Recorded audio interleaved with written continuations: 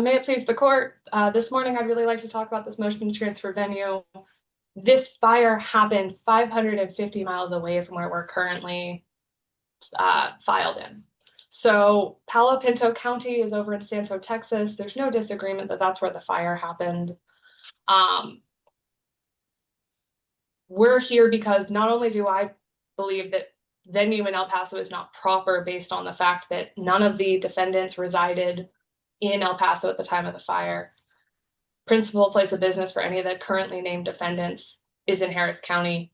And on top of that, none of the plaintiffs resided in El Paso County at the time of the incident. As such, I asked the court to transfer to Palo Pinto where the fire happened, not only because of venue not being proper, but also in the interest of justice. Because of where the fire happened, I have witnesses that are lay witnesses I would need a subpoena. So that's a 150-mile radius. And Santos Fire Department, Palo Pinto Sheriff, Sacred Cross EMS, DPS, plus all of the emergency medical that occurred with Miss Saucedo and Miss Roman and any of my other claimants, all happened in Palo Pinto, Parker County, Dallas County, all within that 150-mile air radius. Regarding Miss Roman specifically, all of her medical providers are in Dallas County or Parker County, Palo Pinto area. So in the interest of justice, I would ask that we move it to Palo Pinto so I can have access to those lay witnesses. I can make my case and have a chance to properly defend this matter. Regarding Miss Saucedo and her daughters, again, emergency EMS was called. There's people on the scene. There's 911 calls. There's all of the emergency ICU medical visits that happened in Weatherford and Dallas County and Palo Pinto County.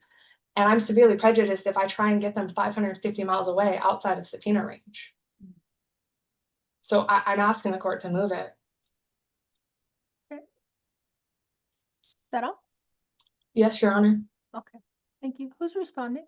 I'm responding, Your Honor. Your Honor, we filed a very detailed response with case law. This is a frivolous motion to transfer venue that was filed more than a year after this case has been in El Paso County, after the same company, the same defendant, now representing the driver that initially they hid the information out.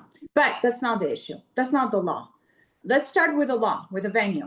The court is very much aware that the Texas Supreme Court says in Wilson versus Texas Park County, the plaintiff makes the first choice of venue by filing the lawsuit. The plaintiff has that right. In Thornberry versus Great Divide Insurance, the Texas Supreme Court said, the plaintiff initially chooses the venue, the defendant bears the burden to challenge that choice, and the plaintiff need only to establish that venue is maintainable in the county of suit through prima facie proof. In this case, Your Honor, plaintiffs reside in El Paso, unlike the defendant untruthfully told the court. At the time of this lawsuit, the plaintiffs reside in El Paso. Those two little girls, Your Honor, go to school in El Paso County. The plaintiffs live in El Paso County, and actually all the treatment, but for the EMS, occurred in El Paso County. But that's not the important, because they're trying to mix transfer with initial venue, and I'll address those separately because it's a separate burden. All right, let's talk about why is, at the time of the filing, why the plaintiff established proper venue. Your Honor, in this particular case, what she has failed to notify you, and we are prepared for everything. So we did hundreds of pages of records, hundreds of pages of depositions, testimony, and evidence in this case, which they have failed to establish. Why is El Paso the proper venue? Well, defendant Autobuses makes principal place of business is in El Paso County, Texas. Actually, it all started in El Paso County, Texas. Their bus says Los Paisanos, which is the old entity of an El Paso, and then they got all these shell entities because they got in trouble, and then they purchased the El Paso location. And now they have a franchise in Houston, but all the operations take place, especially for this case, took place in El Paso. And let me explain. As the court knows, as the plaintiff can establish venue if a substantial part of the negligent acts of why we're here for and omissions occurred in El Paso County. Not merely where the fire happened. It doesn't matter where the fire happened. What matters is where's the negligence, where are the witnesses, where is all the evidence that establishes negligence. And that's not where the fire happened in Pinal County. It's in El Paso County. And let me tell you why. This bus is maintained in El Paso County with correct location 7440 Donovan Drive, Canutillo, El Paso County. The maintenance shop is in El Paso County. What happened? Let's talk about the facts that she forgot to tell you. This bus, Your Honor, the day before, the driver did a pre-trip inspection. And where was that done? In El Paso County. And the mechanic is in El Paso County. All the shops and all the inspectors were in El Paso County. On August 2nd, 2024, this bus got allegedly the inspection in El Paso County. The driver was certified in El Paso County. And that day, the day before he left, he notated transmission was not working, power failure issues. He notated it where? In El Paso County. The work order 24 hours before this incident says El Paso, ELP, El Paso County. And it said it had a lot of defects and a lot of issues that per driver remained unresolved.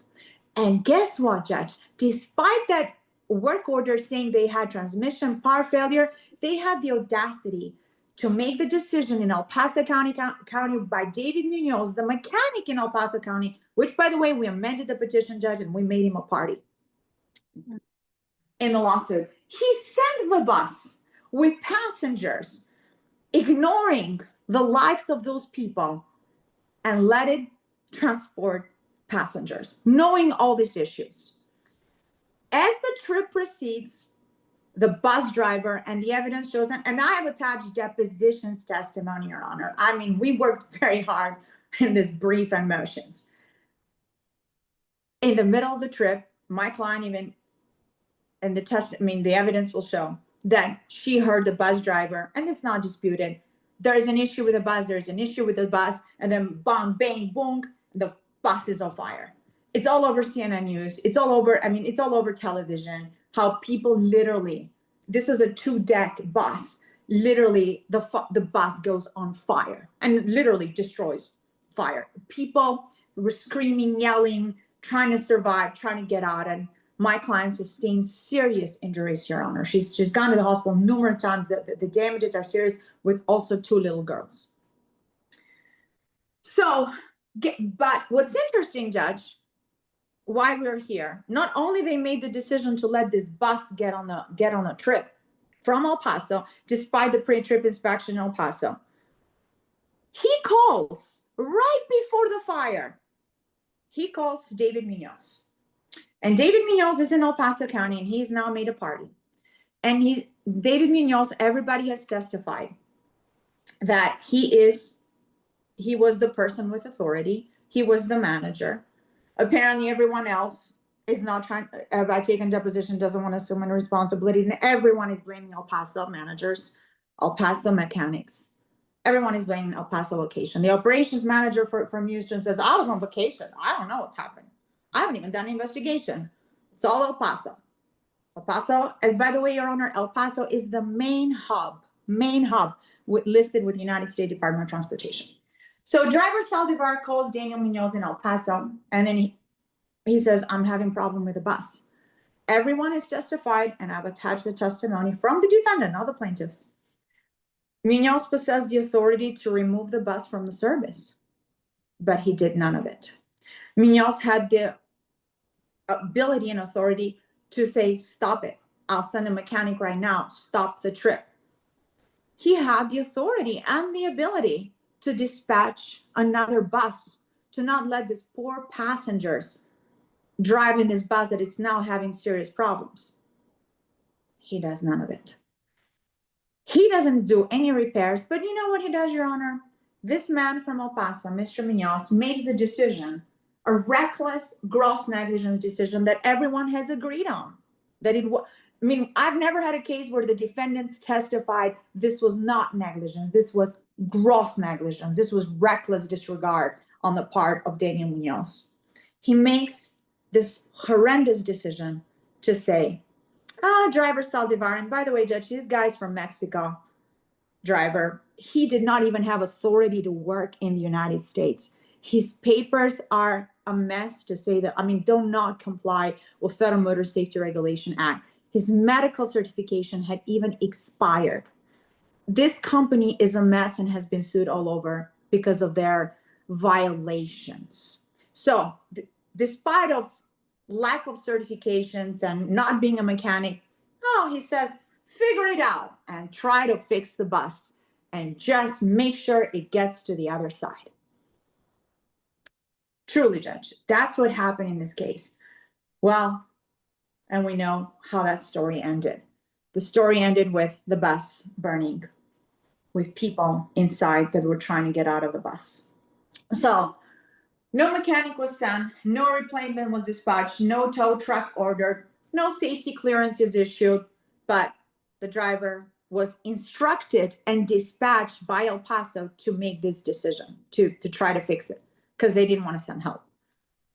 And the logistic company, by the way, Your Honor, is in El Paso. They have tickets from El Paso, and ultimately that was the end destination. So defendant's argument a year and a half later to ignore the basic fundamental of a venue, which is where the substantial acts of negligence occurred, it's mind-boggling, with all due respect. Like a lot of other things has been mind-boggling dealing with them throughout this case. It is, because we have had venue just in one interview on unemployment cases. One interview happened in El Paso, despite majority of the acts happen somewhere else, that establishes venue. For them to just ignore every evidence, every piece of evidence, and say, well, the fire happened in Pino a year and a half later after we've done discovery, it's just disingenuous, and it's kind of upsetting, because we have also spent a lot of time with briefing these matters.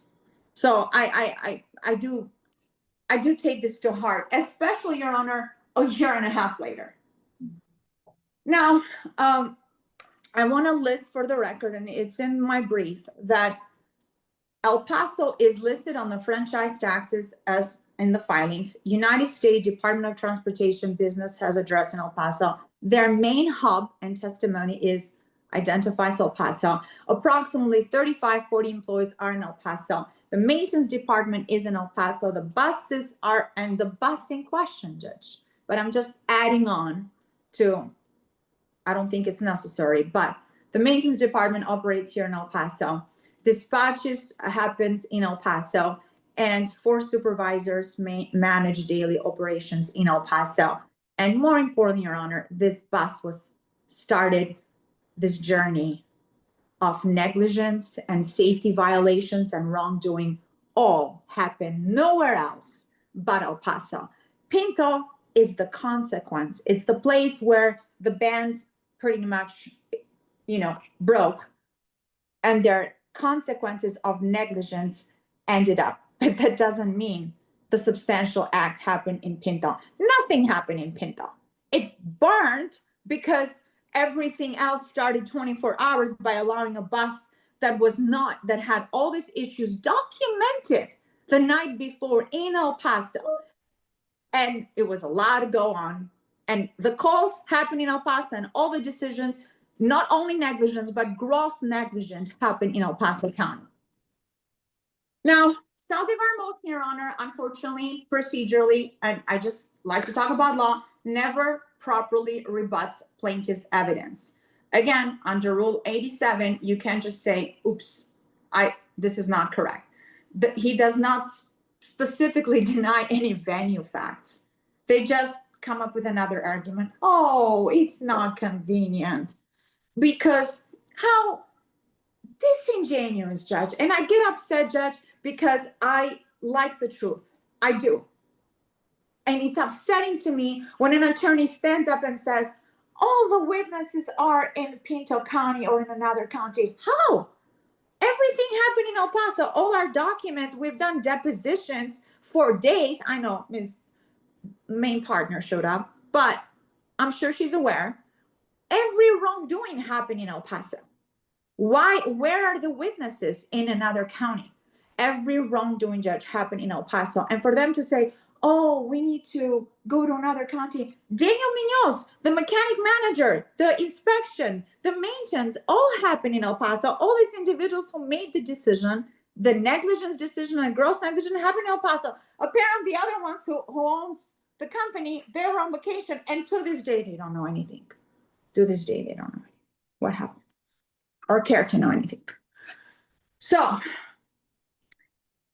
whenever they filed answer for the company, oh, they didn't file a motion to transfer venue, of course. But now they try to play this gamemanship. They brought in the driver, same firm, and now they play. Well, the issue is, Your Honor, Saldivar has no Texas residence. He is a Mexican national. Therefore, if under Texas Civil Practice and Remedies Code, once venue is established as to one to the defendant, it applies to all the other defendant.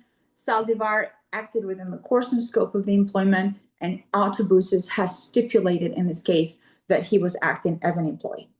So defendants completely failed the convenience stand. But the good thing about you, Judge, and because I like the deal with appellate, since they did the transfer motion for convenience, there is no abuse of discretion and it cannot be appealable on mandamus. So under the transfer from motion to convenience. Well, Your Honor, when venue is established properly under 87, the court cannot transfer the case just because the party claims convenience, because they haven't denied all the other facts, which is substantial facts occurred in El Paso, substantial facts about the negligent acts and why we are here for happened in El Paso County, Texas. They have failed the convenience test also. They have no affidavit, no witness list, no hardship evidence. They're just saying so, which unfortunately that's not the law. No economic hardship, no balancing witnesses, no evidence that would satisfy the requirements under section 15.002B. So we, on the other hand, have evidence that plaintiff lives in El Paso, treating physicians are in El Paso, corporate managers are in El Paso, maintenance records are in El Paso, dispatch personnel, and literally, I even added David Munoz after the testimony that I received throughout these weeks of depositions. So he's now a party on the amended pleadings, and they are all in El Paso County, Texas, by the way. So dispatch personnel are in El Paso, and the maintenance manager to this day is in El Paso. And they're all in El Paso. In fact, their bus inspection and bus repairs is still in El Paso. They even haven't still changed the name, Judge. It still says Los Paisanos. Nobody lives in Palo Pino County. No company operations occurred there. The only connection of Palo Pino County is where the bus that was sleeping in El Paso the day before and had all those defects documented in El Paso and was failed to be stopped by Daniel Munoz in El Paso, ultimately ignited. So, Your Honor, again, under Civil Practice and Remedies Code section 15.002C, convenience, argument, it's very easy for you to deny because, they just haven't met any of the burden. But the most important thing, plaintiff has established the venue. And honestly, you would harm the plaintiffs in this case if we have a venue transfer. It's not only like not established in this case, but if anyone would be prejudiced, it's not the guy from Mexico, the driver, that he harmed them when he decided to be the mechanic when he wasn't. But now he's saying, oh, I'm just inconvenienced. How is he inconvenienced? We would be inconvenienced, Your Honor, because all the doctors are in El Paso. My poor client, who, by the way, Your Honor, has TBI and has a lot of epilepsy. This has been a very even hard plaintiff to deal with, and that's why I've so objected to the continuance. She has major medical issues. She constantly gets, she has passed out many, many times here in El Paso County, Texas. I have 2 employees on 911 speed dial for those 2 little girls. It's been in the middle of the night at 1 a.m. going to be with the girls where their mom is taken by the EMS to the hospital because of the convulsions that she's currently getting. She did have surgery immediately when she was picked up from the scene in Dallas. I get it, because it was an emergency surgery, but the rest of the treatment, including TBI, happened in El Paso County, Texas. They live in a house here in El Paso County, Texas. And as I said, those two little girls go to school in El Paso County, Texas. And so, because of substantial part of the negligent conduct, Your Honor, again, happened in El Paso, we respectfully ask that the court deny this convenience request from the defendant, and that establish that the venue is proper. I think the evidence is overwhelming, and that if we want to talk about convenience, my injured plaintiff will be the one that would be unjustly convenient by the defendant's actions. Thank you, Your Honor. Thank you. And for the record, Mr. Cousins, I'm going to hear a brief response from you, but I think, is this Mr. Gabriel or who? You're muted, sir.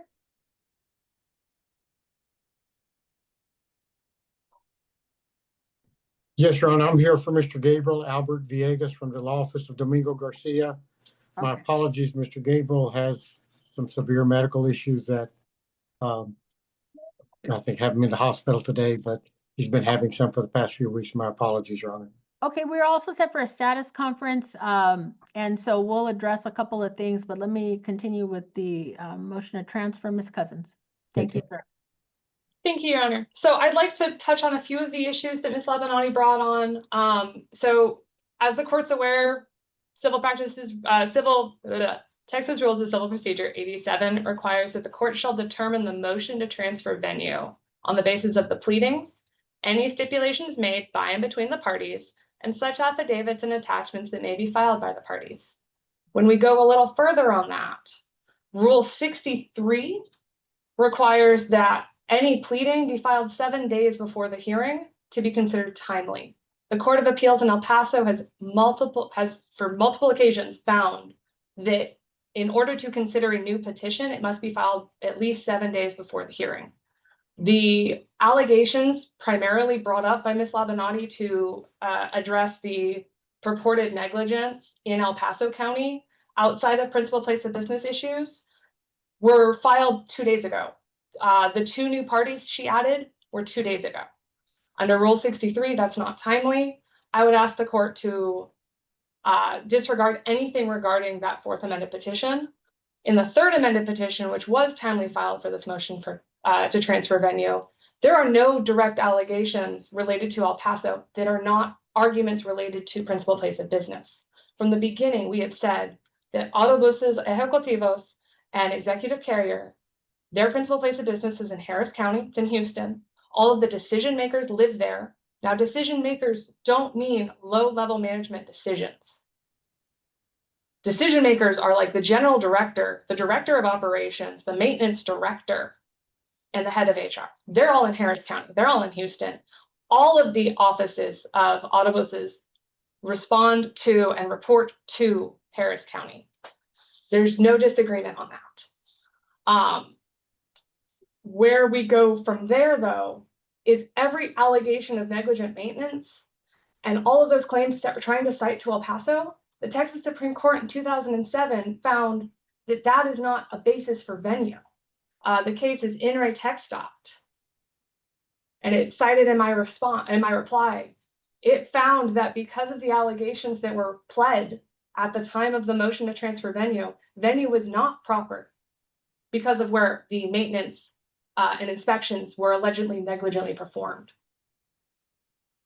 As for any other issues on convenience and timing, my motion to transfer venue was filed timely. It was filed before we answered for the driver. It was a timely filed answer by agreement for the driver. When we answered over a year ago, Los Pasanos was a party. Los Pasanos was filed with a registered agent in El Paso. That is why this happened when it did. And through the course of discovery, it has become incredibly clear that I really, really need to have these lay witnesses in order to properly defend this case so my clients are not prejudiced and I can put forth a full and proper defense. So I'd ask the court to grant my motion to transfer venue. Your Honor, if I may, 2 minutes. Your Honor, actually, that is not true that we haven't claimed that substantial acts happen in El Paso County, Texas. That is absolutely not true. But what's more important, Judge, she's again disingenuous and untruthful because the depositions of the HR, please, Judge, understand this is literally a sham company, okay? They literally are not what you think of the kind of HR, and that's why they've had so many violations. They killed people on other states and county.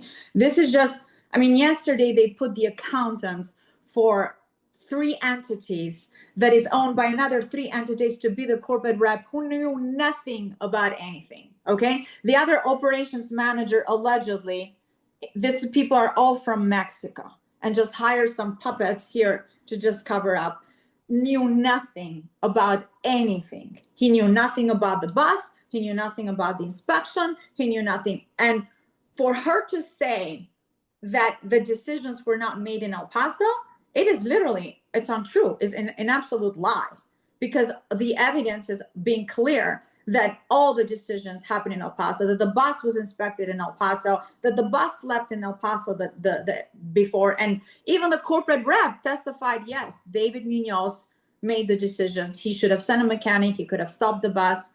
He should have not had the driver proceed with the inspection, and the drivers, which by the way doesn't even have the proper certification, driving test, and all the certifications happen in El Paso County. So what they did, Judge, is they've been withholding at depositions for how long?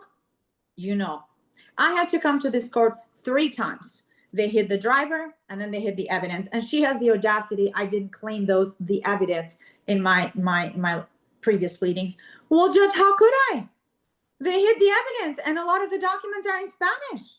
So we begged 3 times for her to give us dates for depositions. We had to get a court order the 3rd time because she, specifically her, Miss Cousins, and I take it with her, because she said she'll give us dates the first time with Jeff McArroyo and a smile, and didn't. And then she filed a motion for summary judgment, says, oh, Los Pezanes is not the right party, so she can try to get out, and a year and a half later file a motion to transfer venue, which, by the way, I give it to her. Super creative. But they have been the one, Your Honor, hiding the evidence. Now, she wants to talk about procedures and timeliness. Well, I called Mr. Spencer and I said, this hearing there is issues with timeliness. You need to move it. Because, Your Honor, under Rule 87, we are required a 45 days notice. We are. That is the law. So I filed everything within like 27 days. And the law says I'm entitled to 45 days. So if she wants to play this game, well, Judge, take your, we had this hearing, and take your time, 20 days or whatever, add the calculations before you submit that order of 45 days. Or if you want to have another status conference in 20 something days so she can make it proper. And I was honest. I called Mr. Dunn and I said, listen, you need to be honest with the judge. You're an officer of the court. There is an issue with the days. And I was like, oh, let me know. But of course he had Miss Cousins appearing today. So that's, the court wants to make sure we are 100% accurate with all the timelines and deadlines. That's the other way to address that. But as far as the evidence, I did my work. I responded with absolute evidence attached to my response that show El Paso is the proper venue, and her request that it's not is actually wrong against the evidence. And for her to say convenience because, oh, she can't put on the witnesses where the evidence, where all the witnesses are in El Paso County, Texas, where all the decisions made in here, and when the bus was here, what decisions were made in Harris County? She can't even point one, because I took all the depositions, and surely the ones that live over there don't know anything about anything. And they all point the finger at El Paso, and all the evidence shows that. So yet again, another disingenuous argument to this court. And no, Judge, I don't appreciate that, because your time is valuable. Well, so is mine. And so is my attorneys and associates that had to work late hours to respond to this motion, and we had to get all these depositions in a very short period of time, order expedited transcripts and rough drafts so that we can present the truth and the evidence to this court. Thank you, Judge. Thank you for your time. I have not fully reviewed the reply that was filed yesterday by defendants. Has over 150 pages in their exhibit. So I do want to review those. Clearly it looks, just in reviewing them, there's deposition excerpts within that. And so the court is going to rule on the motion to transfer, likely within the next few days. Maybe shorter. Okay, so thank you for your arguments on that today. I do want to address Mr. Villegas and the status conference. Mr. Villegas, this case, and maybe I can ask the clerk if there's something else that needs to happen. We were discussing briefly because I believe Mr. Gabriel wasn't present at the last hearing, which, oh golly, when was it? It was in the past 30 days. I just remember he wasn't here. And so I think someone mentioned that he wasn't being e-served after the consolidation. Mr. Serrano, does Mr. Gabriel need to file an entry in this case, or what's going on? Because I see the consolidated case, the cause number is still there, the order for consolidation is there, and I don't know if we've crossed all our T's and dotted all our I's in that sense, but you know, Mr. Gabriel or Mr. Villegas, someone from his office, needs to be appearing for these hearings. Yes, I can review the consolidation. And if Okay. not, they would have to file an entry. Yeah, Mr. Villegas, I would just say it sounded like we needed an entry. I know the clerks are going to look at it, but I don't know if Mr. Gabriel is getting notice. Of course, I'm saying all this and we don't really have a set hearing until March, but I feel confident we're going to have something before then. And so we need to make sure that you all are receiving notice so that you all can be present and, you know, be participating. Yes, So- whatever we'd like for that court, that to occur, Your Honor. We weren't aware of this. I think there's a notice there, but we are trying to get all the file completely together, and it has been difficult. I appeared at one of the last hearings on this matter. Mhm. And so we'll continue to make sure we get the file and whatever the court says to do in terms of. Right off the getting bat, this I'd say notice. file an entry in Okay. this cause number, and then we can get with the clerk, or you all can get with the clerk to clarify that everything else is properly administratively logged in on the e-filing and under the cause number. So The only thing I would add, Your Honor, if I could, I came in at the tail end of the argument on motion to transfer venue. But on our case that we filed a lawsuit separately from the present lawsuit that was being argued. And an answer was filed, not subject to any motions to transfer venue for any of the defendants. And so at this late stage coming in, 6 months, 8 months late after they filed their answers, and 2 months after Mr. Saldivar filed his answer, they're filing a motion to transfer venue. So their answers were not filed subject to their motion, to any motion of transfer venue. We would argue they waived those as well. Your Honor, may I respond to that? you may. So, Your Honor, under his argument, then his client's case is dismissed because they only sued Los Pasanos, who was dismissed with prejudice in this case. Filed that. No, that's not true. Okay. No, only to Miss Roman. I'm not talking about Miss Saucedo. They consolidated into this case. So, I mean, but you cannot use the argument because you waived your motion to transfer venue, some sort that he's dismissal. I mean, that's such a wrong procedural argument, Ms. Cousin. I'm not his attorney, but that's just wrong. Let's look. This is what I am gonna say, Mr. Villegas. Are you asking the court? I mean, you've thrown some other consideration in there. Are you asking, or is Mr. Gabriel asking to, I guess, file something with respect to the motion to transfer venue? Well, I think, Your Honor, if the court wants a reply filed by us, we certainly will get that filed within the next, 2 or 3 days. But in terms of just the proceedings that are there, we've got a lawsuit filed that was subsequently consolidated, but at least at the inception, an answer was filed, not subject to any motion to transfer venue. So we had proper venue in El Paso court, and then you consolidated us there, still not subject to any motion to transfer venue. Yeah, I'm gonna leave it like that. Yes, Your Honor. The arguments and the motion and reply, response are all on file. The court is gonna consider those after I review Ms. Cousins, the reply filed yesterday. And I'll have a decision for you very shortly. Anything else in terms of the status? I know, Your Honor, thank you so much for the deposition order. We have been diligent on that. We are continuing to complete the rest of the depositions. We have some more tomorrow, so we've been working hard to address the discovery because new information has come up in the discovery and parties that were not disclosed. That's why the amended pleadings on file. So this has been a case we've worked super hard to come to finality. Does anybody, I mentioned that our next setting is not until March 2027. Does anybody want a status between now and then? I know I'm going to see you all before March. Yes, Judge, it would be possible. I mean, I have asked that this case be also, mediated, Judge. It is very interesting. They've never asked for my client's depositions in this case. So I don't know what's going on, but I do like to have a DCP with the deadlines. I thought we received that already. Didn't we already receive that? Yeah, we have our litigation deadline. Okay, I yeah, didn't. and so that's what's set is the final civil pretrial in March. This is what I'm going to add, and this is just not based on anything other than my discomfort with having such a long period of time.